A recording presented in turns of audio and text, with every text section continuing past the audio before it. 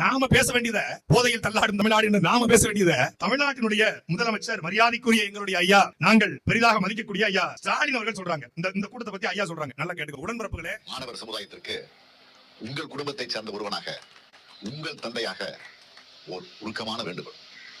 போதையின் பாதையில் யாரும் போகக்கூடாதுன்னு மன்றாடி கேட்டுக்கிறேன். நீங்க பார்த்து பார்த்து பாதுகாப்பா வளர்த்த உடம்ப நீங்களே ஏன் கெடுத்துக்கிறீங்க? தீமைன்னு தெரிஞ்ச உடனே ஏன் விலை கொடுத்து வாங்குறீங்க? கெடுதல நீங்களே ஏன் தேடி போறீங்க?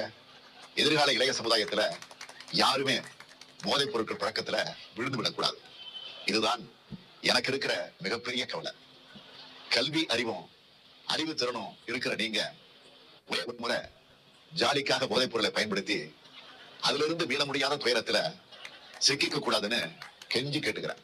போதைப் பொருள் உங்கள் உடல்நலனை மட்டுமல்ல, உங்கள் குடும்பத்தோட நலனையும் நாட்டோட நலனையும் சேர்த்தே கெடுக்கும்.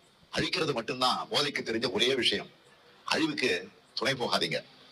போதைப் பொருட்களை பயன்படுத்தாதீர், பயன்படுத்தவும் அனுமதிக்காதீர். போதையுடன் கை கொடுக்காதீர். மீறி செஞ்சா வாழ்க்கையே கை நழுவி போயிடும். போதையின் பாதையில் யாரும் செல்ல வேண்டாம்னு மீண்டும் மீண்டும் மன்றாடி கேட்கிறேன். போதை ஒழியட்டும், பாதை தெரியட்டும். இல்லையா? நாங்க பேச வேண்டியது ஐயா பேசுகிறார். என்ன சொன்னாரு? போதையின் பாதைகளாக செல்லாதீர்கள். உங்களை நான் மன்றாடி கேட்கிறேன். போதையின் பாதையின் செல்லக்கூடாது என்றால் அப்புறம் என்ன திராவிடத்துக்கு, என்ன ஈவேராவுக்கு, என்ன கருணாநிதிக்கு நீ டாஸ்மாக தந்து வச்சுக்கிற? நான் கெட்ட வார்த்தை பேசுறேங்க, உங்க புனித வார்த்தை அது.